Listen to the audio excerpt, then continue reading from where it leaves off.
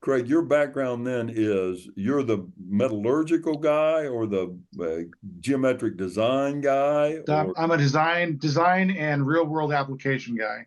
I'm the okay, only tool guy on the sales team, and I'm also one of the main designers for all of our tools. We specialize in striking tools that are drop forged, okay. and fire is part of that classification of forged tools. In a year, how many Halligan bars do you make?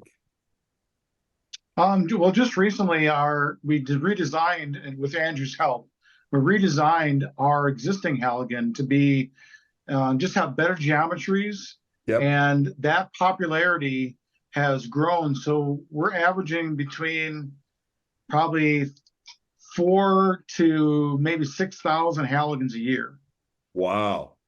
Wow, that's pretty impressive. That's interesting.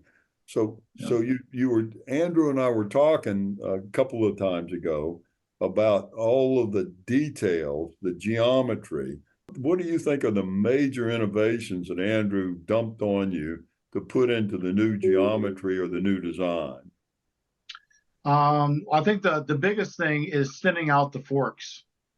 So many Hmm. forks on so many Halligans are so thick that they're hard to get started, and you don't gain any advantage until you're already in.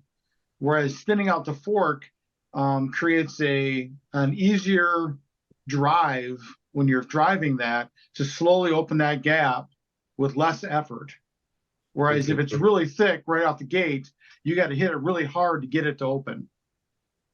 So what part is thin, Andrew? You got your how So yeah, we've got one right here. This is the TD-30 that Craig and I did. So right here, as long as this is a constant uh, arc on both sides, so sure, it's not ramped on one side where I'm going to have to overcome a lot more friction. sure. Um, I want these to be very, very smooth on both sides, and I want it to be a gradual taper Sure. versus a lot of the manufacturers. This will be ramped like immediately. It'll be like a 55-degree angle, Oh, okay, sure, or this sure. will be another thing that we did here. I think we talked about we wanted kind of an axial load put on this, not eccentric. So to move the fork tips further in line with the shaft, this is Sure. bumped out, and also to thin it out. Because I think this is, what did this end up being? 3/4 of an inch, 5/8, Yeah, something like that. just under a quarter. Yeah. Yeah, and so there's a bump out to get to the inch and a 16th ish of the shaft. He also it gives some other benefits, but most important one being how thin this is all the way back. Because I'm trying to fit this into a space that, by most builders' standards, is an eighth of an inch Yeah. Yeah. and displacing material. I didn't realize before that the shaft is you've got that little dip so that actually Mm-hmm.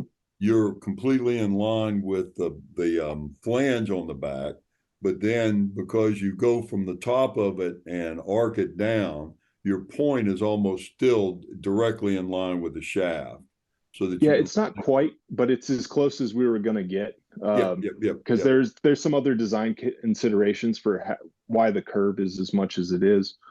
So why do you need the curve? What are you doing with the curve? Well, so if we think about this, your standard inward swinging door, we'll start there. So the jam stop with the Yep. door against it, and I am on this side, so I'm looking at the jam strip and the door.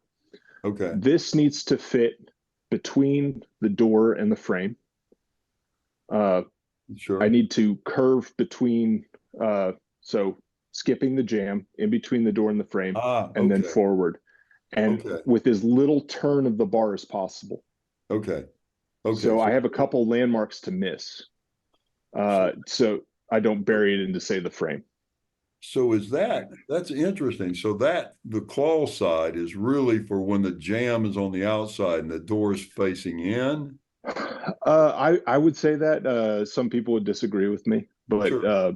that would be my opinion on it. Yeah. Yeah. Okay. Okay. That makes sense. And then you use the atch if you had the other side, the door was facing out, because then you could just hammer it into Yeah. the gap. Yes, and it has its own things that its own landmarks it has to pick up and miss. But yeah, Yeah, and then if you put the adze end up, if I remember what you said, and I wanted to remind myself of this, with the adze end, you want that to be an inch, inch and a half wide, because you're going to push it in, and then you're going to rotate the bar so that you get like a 20-to-1 lever advantage. yeah. So 2 inches at the end, inch and a half at the Okay. base. A door is 1.75 inches thick on average. Almost universally so for exterior doors. So if I put this in between the door and the jamb and I cam down, I want to have a 1/4 inch of gap left to be able to wedge and then capture my progress so that I can work between the door and the frame instead of the door and the jamb. So that becomes a fairly important dimension there. But it comes to a 15-to-1 because it's a 30-inch tool. Okay. And so, Yeah. Craig, with this wonderful design that Andrew's dumped on you, how do you make the spike and the adze in a drop forge out of a single piece of steel? We talked to Ben Abbott, and making it manually was a pain in the ass for him. He had to upset the end and then split it, and then do all the funky things you do as a blacksmith to draw them out and then turn them into the right direction and all that stuff. How do you do that as a drop forge? Do you start out with a much bigger bar and forge the bar size so that you got enough stock on that end? How do you get that forged? Sure. So it's very similar to what you described. I really can't add much to it. I will say that our technique, even though is simple, it's still proprietary. Sure. But what I can say, and I've had discussions with my engineer because he's the one that makes the dies. He wants to make sure that I'm not giving away too much secrets. But Oh, sure. if we are ending up with a 30-inch bar when we're done, we start with a piece of steel that's almost 55 inches long. Wow. And then each end is then put into what we have an upsetter. Oh, sure. And it's a machine that looks like it's as big as an F-350. Okay. It's a huge, and it's got a huge flywheel in it. And then that ram will come in, and then it's got a cavity that the bar is inside of, and that basically crushes that end of that bar. Oh, sure. To fill that cavity. Okay. Right. And that we're only heating probably about 15 inches of that bar. Sure. With a induction forge. So we're controlling the heat. And then once you basically have this, cotton candy mess on the end, then it's a series of different stations within the same die that you rotate to slowly move that steel into the shape that you need. So have you had, since you're the manufacturer, when somebody bends or breaks a bar, they come back and whine at you? What kind of coming back and whining at you have they done for your bars? And that's the thing, is every tool is going to have its limit. Sure. You can't make it completely bomb proof. And Sure. There is an expression, and Andrew probably will agree with me, that if you want to break something, you give it to a fireman. And that happens. It happens a lot, and sometimes it happens on purpose. Sure. But even like our 30-inch bar, if you get two guys that are pushing 280 each, and they're both leaning on it, and there's no way that door is moving, no matter how much leverage you put on it, Sure. the weakest link on that is going to be the bar. Okay. So it's not a miracle tool. Right. And we try to make it as stout as possible. Sure. But yeah, you are going to get failures.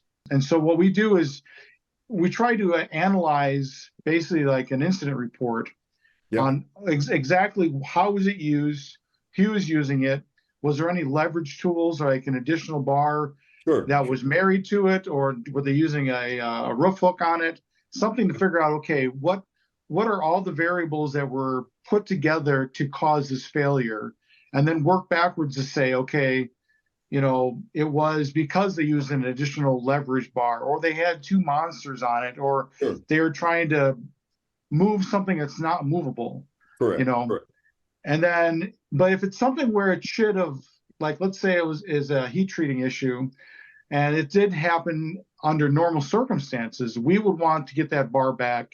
Sure. And then we have a company that we work with that does metal analysis, metallurgy, and then we'll send it to them and ask them to review it, take it apart, and kind of give us some technical information. Yep. That sounds good. Andrew, what you had something to say? Yeah. So, I mean, a lot of what we're seeing, especially with I know I've sent a couple to Craig who have been, especially they'll curl the toe on the ads. So right in here, again, you have a very, very thin tool because it's meant to go in a very thin space. And if you are overloading, especially a lot of the training props people are putting these in are 1/4 inch plus steel. Sure. Built out, and so occasionally they'll roll that, but they have, for how thin they are, held up very, very well. Okay. I always say that it's a precision tool to get yourself into a house as quickly as possible. But it's also hard to design that same tool with the same geometries to have 1,000 forced doors on a prop that's built like a tank. I mean, it's like taking a Formula One car and trying to drive 200 miles an hour in Atlanta. Sure. It's not going to happen. There's too much traffic. So you have to basically have to build it for what it's intended for, and hope that what it's not really intended for doesn't cause people to think that it's not a useful tool. Sure. Yeah. So something that we see a lot of is, because they're learning on props that don't give, they overuse certain techniques that then overstress the bars. Okay. If they were using them a lot on actual doors flex, they give, they crack, they shatter. So they overuse ads-based techniques because the props that they're using them on can take it. Okay. A real door would give far before and tell them that technique's not going to work. So it's kind of a weird feedback loop that a lot of the tool manufacturers have gotten stuck in, is people break them on props because those props can take the damage of it. If they couldn't, they wouldn't be breaking it. So from a sort of steel background, there's a couple of questions that I have. First of all, I'm assuming that when the bar fails, it normally just bends. Do you have bar failures where you actually get fractures or cracking, or is it always just you bent the bar? Yeah, it's mostly bends. It's mostly bends or curling of a lip or curling of a corner. We never really have anything that snaps. Okay, on the tip, but one of the things you do when you're a metallurgical person is, like on an axe or something, you have to decide what the use case is. So if you're really making a kitchen knife or a blade to do surgery, you want it to stay extraordinarily sharp. You're not going to hit anything with it, so you don't mind that it might shatter. So there you would heat treat to the maximum hardness, and it won't bend, it'll chip. Right. So when you make that thin edge, if I want it to have the optimum properties, I'm going to heat treat it so it's got higher hardness. But when I do that, it's going to chip or snap off if I put it in, only get a little bit of it when I do it. But I might decide I don't ever want it to do that and heat treat it so that it bends as well. So on the edges of the tool, do they snap or do they bend typically? Mostly bends. I've never seen one of our bars snap. Okay. I've seen one, and I believe it was the previous generation. I couldn't tell because they didn't have the other end of the ads when they showed it to me.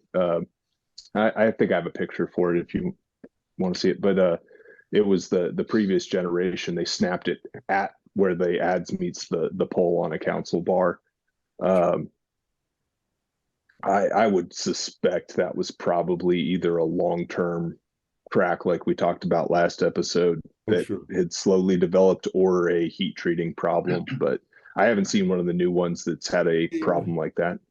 You would expect it would be an odd circumstance where it's a really cold day and they just got it a little bit into the door and hit it with a hammer, and they didn't hit it square, so that they had put a transverse load on it. So you really basically had an impact load on a high strength steel at low temperature, and you can break steel that way. Yeah, that's something I've never considered, because like I used to work a little bit more north of where I am now, and I think the lowest temperature I ever had a fire that I forced a door on was probably -7. If I went to go with a felling axe at -7, I'd, snap the blade out. Um, but the bar took it fairly well, but we are probably putting stress fractures in them at cold weather, especially the guys in the northern climates. Wow. The trucks aren't heated. Right. Yep. And yeah, I mean, I end up doing that kind of technical support to members, and of course, you got valves and fittings and all kinds of stuff up in the Arctic, and so it's something that we have to deal with some regularity. And typically, when we've done the mechanical testing, the castings have the same strength, and in fact, oftentimes you have the higher strength, but it's got lower ductility. It won't bend. And so if you have a use case like the Halligan bar, where I'm going to put enough load on it to try and get a certain displacement, then I'm going to continue to load it higher and higher until something gives. And with a forging, it's going to bend, but with a casting, it may just snap. But if we made the casting knowing that that was what we were supposed to prevent, we could probably make it so that it would survive quite nicely. So it'd be interesting with the kids doing this, if they're smart enough to do things that would prevent that kind of failure. So it'll be interesting to see if they can get the performance that we want from them. Greg, one of our whole projects here is that, can you be a clever enough materials person and design engineer and manufacturing person to make the casting perform the way forgings have always performed in these kind of applications? So that's been really fun. Kids have done a great job at doing that. So it's good fun. Yeah. I kind of want to revisit that idea. So sure. I'm new to the manufacturer side of tools. I was a carpenter for almost 30 years, and I did a lot of demolition. So my real world application is I could have been a firefighter just from being able to break things. Sure.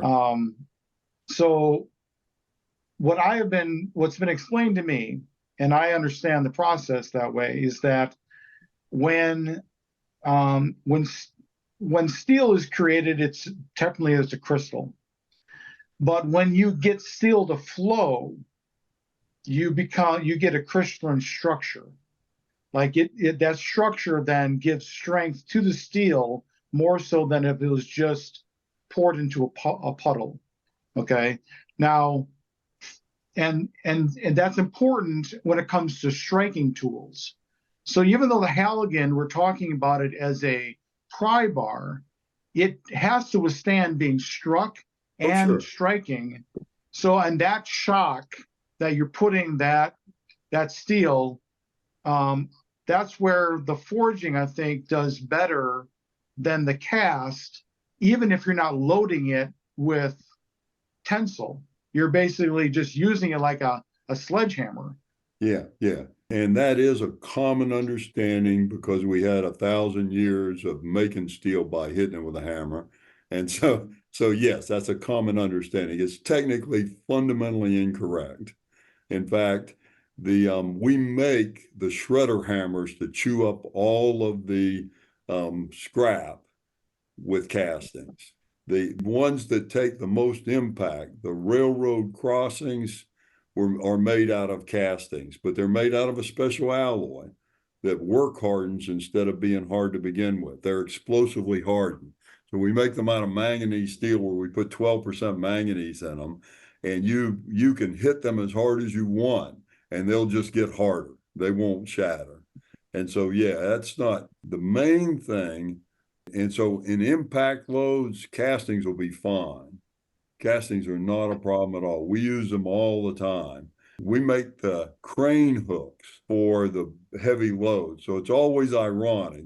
People will think, I need a forged hook if I'm going to carry a great big load.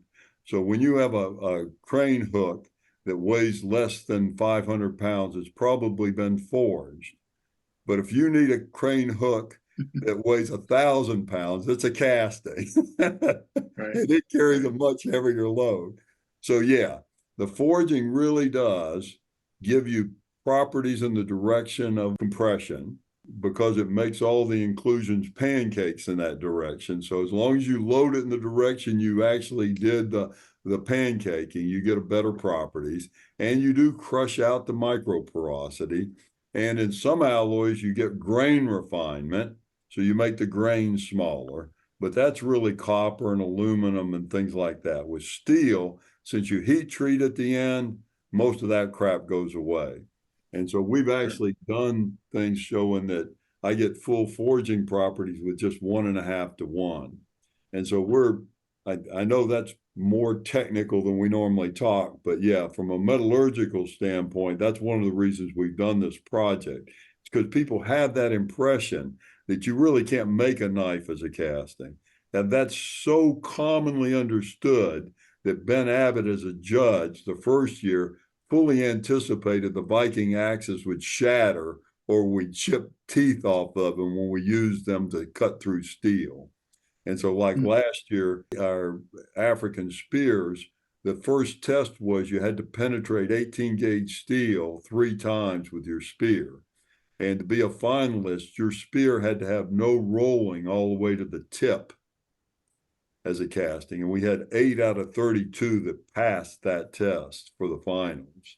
So yeah, it was interesting when I talked to Andrew the first time, because a lot of the investment casters have made Halligan bars and other firefighting items. And I know that they don't have a good reputation, but then Andrew was saying that a lot of the investment cast stuff is really just the ends are investment cast, and then they're pinned on, and the pinning will break. And sure, the pinning will break. Well, so that was common when they first, so like the first cast version of a bar, I believe, was Paratech. I might be wrong about that. Zyko might have been first, but either one, they're about the same design. They're pinned. They're 3-piece.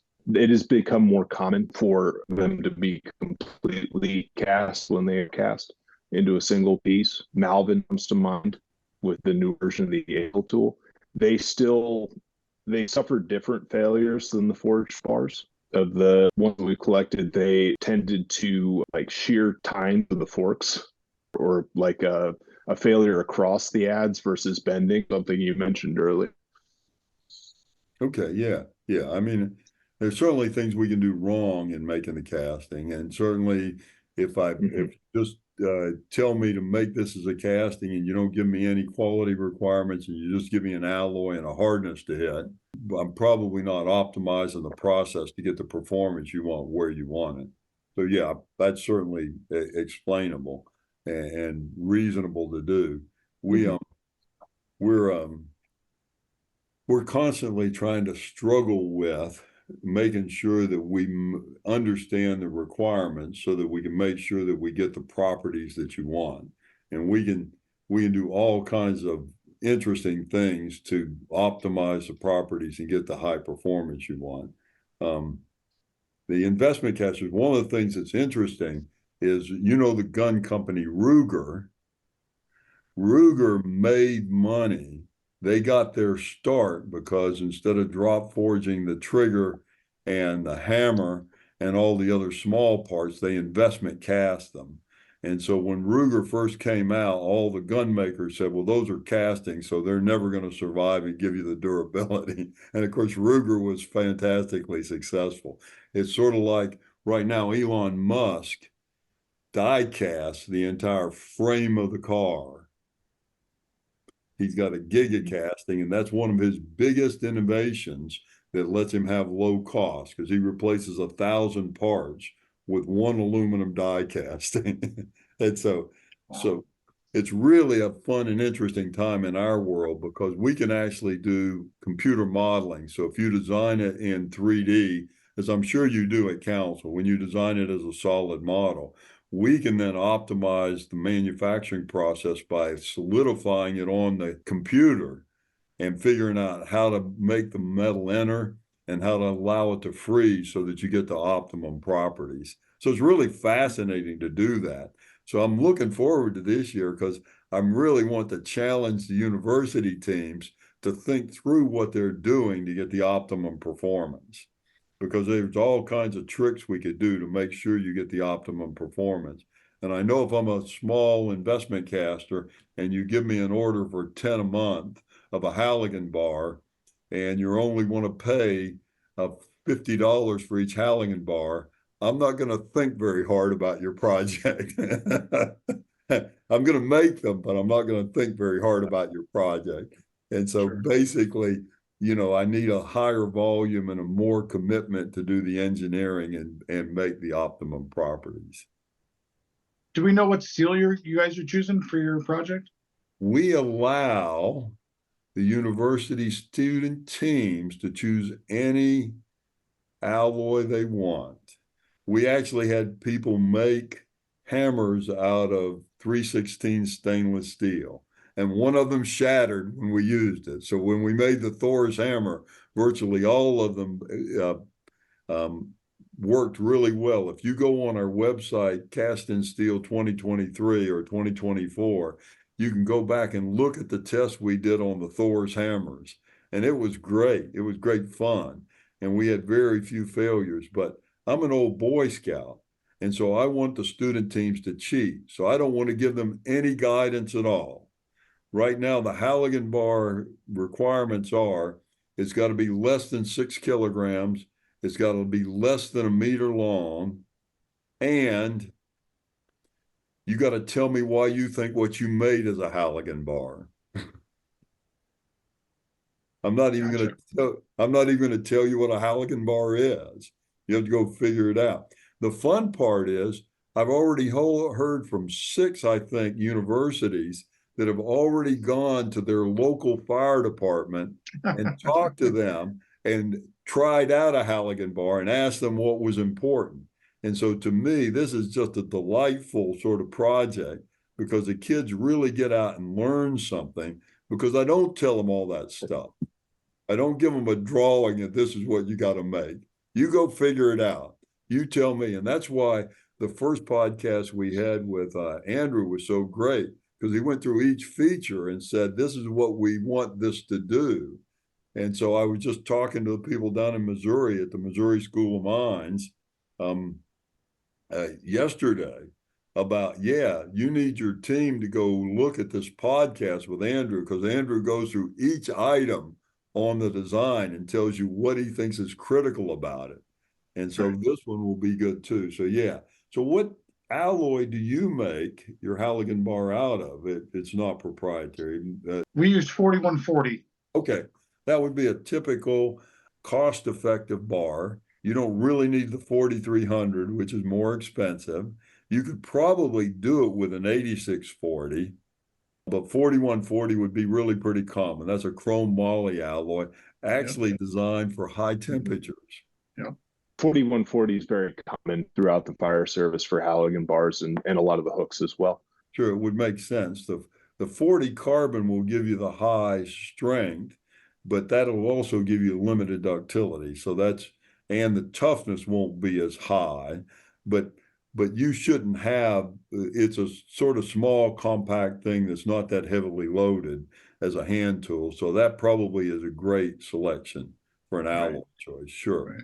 It's a balance between the properties of the alloy, the availability in the industry or the market to source that product, how and what that cost is, and also how easy or hard it is to actually forge that steel. Now, some steels like 5160, is a tough steel to forge. Absolutely. It just beats up the dies. Absolutely. Absolutely. The carbon in steel, steel is proof that God loves us. And with Sure. steel, when you get up to about 1400 degrees, you dissolve all the carbon. And then when you heat treat it, that decides on whether you make small carbides and make it really hard and tough, hard and strong, but not as tough, or you slower cool it and you get it softer. When you quench it and you get the hardest structure, it doesn't have any ductility at all. So tempering is when you warm it back up so it can relax a little bit. Yep. And so when you want the optimum properties, you quench it and then you temper it around 400 degrees Fahrenheit. And that gives you the optimum hardness and tough and strength. Right. If you really need better toughness because it's a nuclear submarine or something, you have to quench it and then temper it up around 1200 degrees. So it's not as hard, but you have much higher ductility and toughness. Right. And so with hand tools and knives, you normally quench and then temper around 400 degrees, the stage one temper, and that really gives you a good performance. We'll have student teams making these Halligan bars out of alloys that are way too expensive for anything you would consider. And so that's what I thought. Yeah, they're actually going to make, like, we've been working with the Department of Defense on a new alloy called AF96, which is a souped up 4300 material. It's much stronger and much tougher. And so we'll have at least one Halligan bar made out of that material, I'm sure. And so, yeah, but it's really a project to engage young people in manufacturing. So we are not trying to design a Halligan bar you'd make in production. We're not trying to optimize the cost of it. We're trying to get them to be as creative as they can to get the highest performance and the most beautiful item. And so it's really fun stuff. I think it's a great opportunity, and I think there's few times where you can get a bunch of gearheads and metal guys and farm kids together to say, let's make something that our dads aren't standing over our shoulder watching us do it. Yep, you got it. So we've already invited Andrew to be one of the judges because we need somebody who knows what a Halligan bar is supposed to be. Sure. As one of the judges, yeah. I will warn you that there are very few people that are more technical about a Halligan than Andrew. So you kind of have a super judge on your hands there. So much pain. I'm actually going to ask you about because if we think back, I don't know what, 5-6 years ago when we started talking Halligans after we had talked axes, I remember asking quite a bit and occasionally being told no.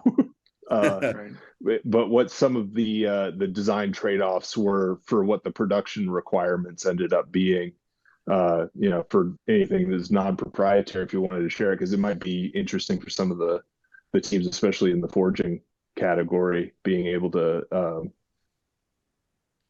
understand that, like, these are designed, there are no solutions, only trade-offs. Right. And you can't, there's in a die, we have what's called a draft, and a draft allows the tool to be, because basically the biggest hammer we've got is 3,500-pound sled, and the die is inserted into that sled, and then the opposite one is on the anvil, which is the big bottom, and there's two columns, and it picks up that sled, that hammer, and then drops it through gravity. It's not a press, it's a drop, and every time it hits, it picks it back up again. So you have a drop hammer press, not a hydraulic press. Well, our big B1 that we use on our Halligans is a drop hammer. We do have a maxi press for our sledgehammers, because those aren't drop forged, those are pressed. But anything that you actually have to take your billet and create a different shape out of it, we use the drop hammer to do that, because then that flows into the die, and then whatever extra comes out, that's called flash, and then that flash gets trimmed off in a trim press.